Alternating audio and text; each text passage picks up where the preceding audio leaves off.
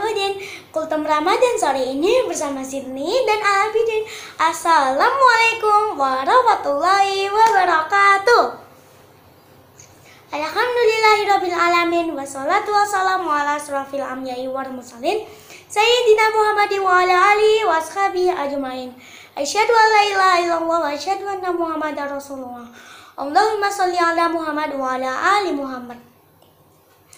Teman-teman, mari kita sama-sama panjatkan puji dan syukur kita kehadirat Allah Subhanahu wa taala yang telah melimpahkan rahmat dan karunia-Nya sehingga kita dapat berkumpul di Kultum Ramadan sore ini.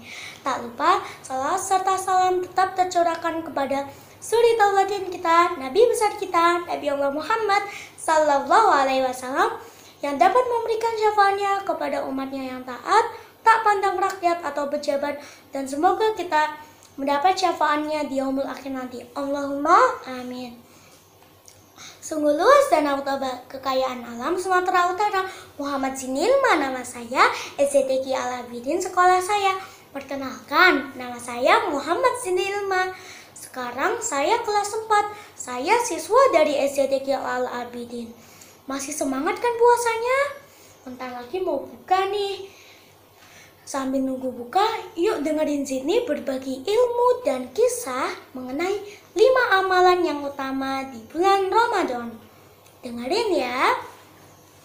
Yang pertama, tarawih. Tarawih adalah salah satu ibadah di bulan Ramadan.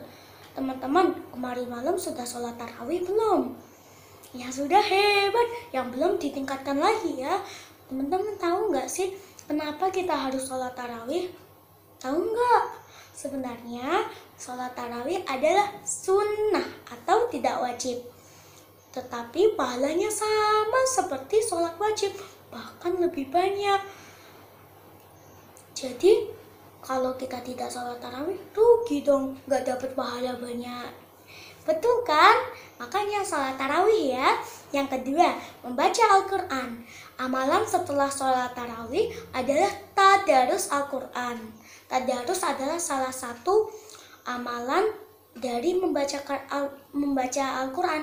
Mumpung bulan Ramadan nih, ayo kita baca Quran. Karena satu huruf Al-Quran berlipat ganda pahalanya. Coba ya, kalau kita bisa menghafal atau menghatamkan 30 juz Al-Quran, dapat berapa pahala ya kita? Masya Allah, banyak sekali. Nah, yang ketiga, memperbanyak sedekah. Orang yang bersedekah memiliki keuntungan yang banyak karena Allah memberikan pahala yang banyak bagi orang yang bersedekah di bulan Ramadan. Tapi bersedekah harus disertai dengan niat yang ikhlas dan tulus ya. Ada juga nih hadis sedekah di bulan Ramadan, yang artinya barang siapa yang bersedekah kepada orang yang berpuasa, maka dia akan mendapatkan pahala seperti orang yang berpuasa tanpa dikurangi sedikit pun. Hadis riwayat Tirmizi. Oke, mengerti ya? Nomor 4, perbanyak istighfar. Di bulan Ramadan adalah bulan pengampunan dosa. Momen ini adalah momen yang tepat untuk mengakui dosa-dosa kita yang selama di dunia dan sebelum bulan Ramadan. Makanya kalau di bulan Ramadan di bulan Ramadan kita seharusnya mengakui dosa kita, berdoa kepada Allah semoga diampuni dosanya. Astagfirullahaladzim, astagfirullahaladzim, astagfirullahaladzim. Yang kelima, berdakwah. Berdakwah di bulan Ramadan memiliki pahala yang banyak sekali. Karena orang yang berdakwah akan mendapatkan pahala dan juga pahala yang mengamalkannya. Seperti contohnya Sydney nih. Sydney bertausiah kepada teman-teman mengenai 5 amalan utama di bulan Ramadan. Sydney mendapat pahala. Sekaligus jika teman-teman mengamalkannya, Sydney juga dapat pahala, teman-teman pun juga. Nah, itu adalah 5 amalan di bulan Ramadan. Untuk silaturahmi kita sore ini, Sydney akan memberikan kisah seorang pemuda yang mendapatkan keutamaan dari puasa di bulan Ramadan. Dengarkan kisahku ini ya. Kisah ini berasal dari pemuda Sufyan Al-Tsauri.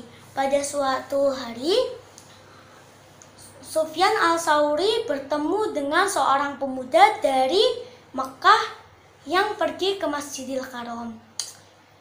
Pemuda itu bertawaf dan bersolat 2 rakaat. Lalu pemuda itu mengucapkan salam kepada Sufyan.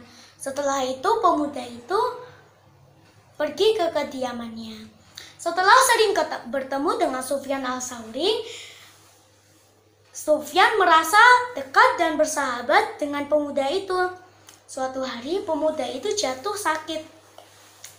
Dan lantas pemuda itu memanggil Sufyan Al-Tsauri. Lalu pemuda itu berkata, "Sufyan, jika nanti aku sudah tiada, aku memintamu agar engkau menguburkanku dan mengurusi jenazahku. Lalu engkau menjagaku di malam pertama di kuburan." Karena sahabat Sufyan pun menyanggupinya, dan benar-benar pemuda itu dipanggil ke hadirat ilahi. Innalillahi wa inna ilaihi raji'un. Sufyan pun melakukan apa permohonannya. Di malam pertama ia di kuburan. Sufyan dalam keadaan antara tidur dan terjaga. Ia mendengar suara aneh dari atas yang bertujuan kepadanya. "Hai Sufyan, engkau tak perlu melakukan semua itu. Semua itu sudah aku lakukan." Sufyan pun keheranan dan juga bertanya, dalam hal apa pemuda itu mendapatkan hal keistimewaan itu? Berkah puasa Ramadan dan juga puasa di bulan Syawal 6 hari. Jawab suara aneh itu tanpa rupa. Lalu Sufyan mengambil air wudhu dan juga sholat. Sufyan pun tertidur lagi. Anehnya, Sufyan mendengar suara itu lagi sampai 3 kali. Lalu Sufyan menyadarinya bahwa suara itu bukan dari setan, melainkan dari Allah. Sufyan pun pulang sembari berdoa, "Ya Allah, anugerahkanku dalam mengerjakan puasa-puasa itu dengan kemuliaan-Mu. Amin."